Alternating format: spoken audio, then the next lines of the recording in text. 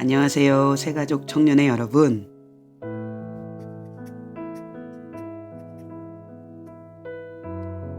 미스 손입니다. 오늘 여러분과 나누고 싶은 말씀은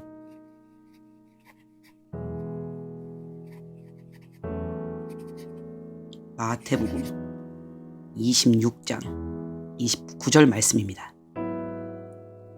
그 중에서도 특별히 내 아버지의 나라에서 새 것으로 너희와 함께 마시는 날까지 마시지 아니하리라 하시니라. 이 부분입니다. 이번 성회 때 목사님께서 갈릴리의 혼인풍습에 대해서 말씀을 많이 해주셨잖아요. 저는 그 부분이 참 흥미롭고 마음이 뭉클했는데요. 예수님께서 제자들에게 이 말씀을 하실 때 제자들은 다 갈릴리 사람이었기 때문에 이 말씀을 왜 하시는지를 한 방에 알아들었다라는 것입니다. 왜냐하면 갈릴리에서는 신랑이 굉장히 특별한 잔에다가 포도주를 따라서 신부가 될 사람에게 건네준다고 하죠. 그럼 그 신부가 될 사람은 이 잔을 받고서 포도주를 마실지 말지를 결정한다는 것입니다. 만약 신부가 포도주를 마시지 않는다면 그 정혼식은 거기서 짜이찌엔이라는 것입니다. 그런데 만약 신부가 그 잔을 받아서 포도주를 마신다면 이 정혼이 성사가 되는 것입니다.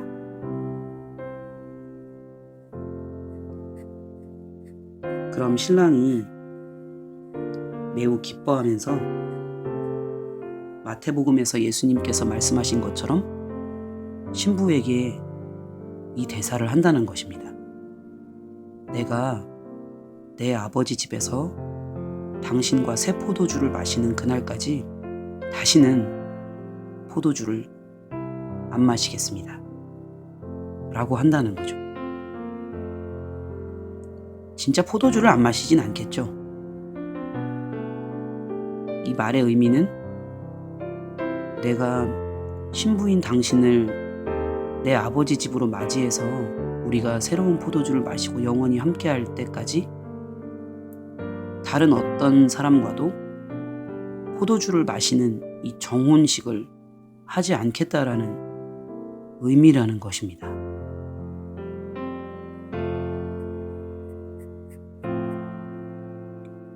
겁나 멋있는 것 같습니다. 우리가 살고 있는 이 세대에는 모든 것들이 굉장히 가볍고 쉽게 느껴지는데 갈릴리의 혼인풍습은 굉장히 경건하고 엄숙하고 깨끗하고 아름다운 것 같습니다. 근데 하나 재미있는 것은요, 신랑이 신부한테 말할 때는 아버지 집에서 당신과 새 포도주를 마시는 그날까지 라고 말을 하는 건데, 예수님께서 제자들에게 이 말씀을 하실 때는 아버지 집이 아니고 아버지 나라라고 말씀을 하셨다는 겁니다.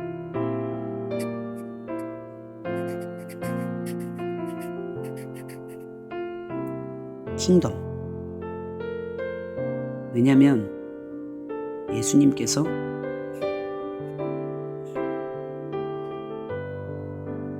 왕이시기 때문입니다. 아버지 나라 너무 가고 싶습니다.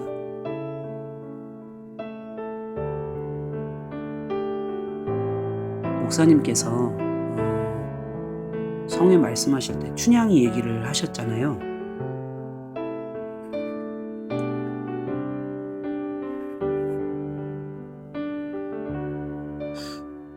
저는 춘향이가 언제 가장 힘들었을까라는 생각을 좀 해보게 됐거든요.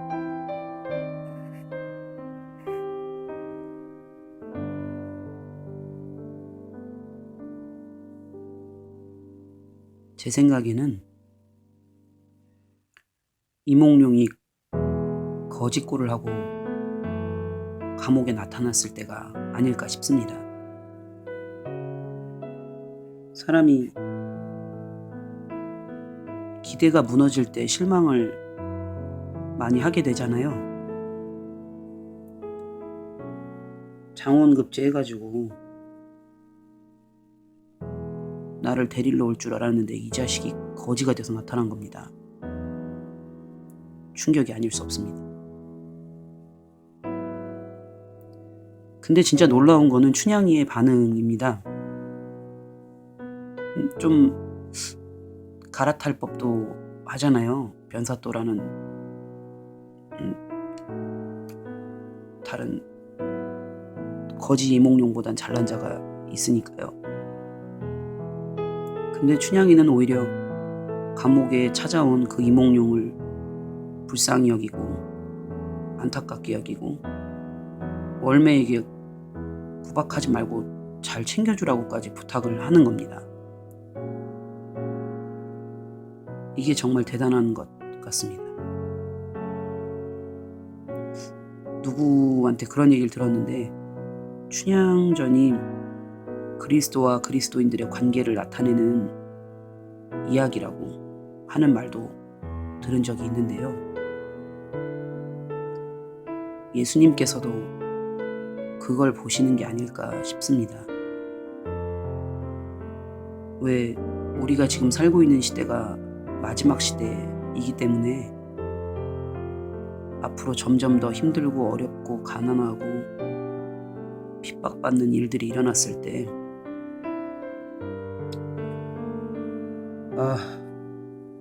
예수 믿어서 되는 거 하나도 없네. 이렇게 말하는 일들이 생겨날 수밖에 없을 것 같은 그럴 때 예수님이 거지 이몽룡 같아 보일 때 그때 우리의 반응을 보시는 게 아닐까 하는 생각을 하게 되는 겁니다. 그때 우리는 당장 보기에는 가장 거지 같아 보이고 가장 좋지 않은 선택 같은 예수님을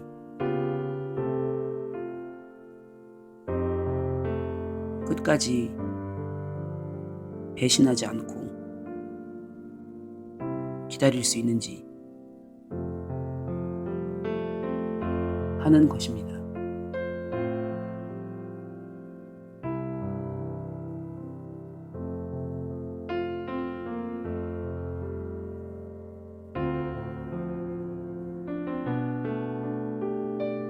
여러분은 재림을 사모하십니까?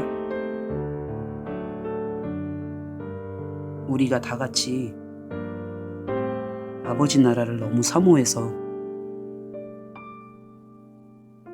끝까지 잘 기다렸다가 그 나라에 들어가는 춘향이가 되었으면 좋겠습니다. 다 아버지 나라에서 만나요. 교회에서도 만나요. See you soon입니다.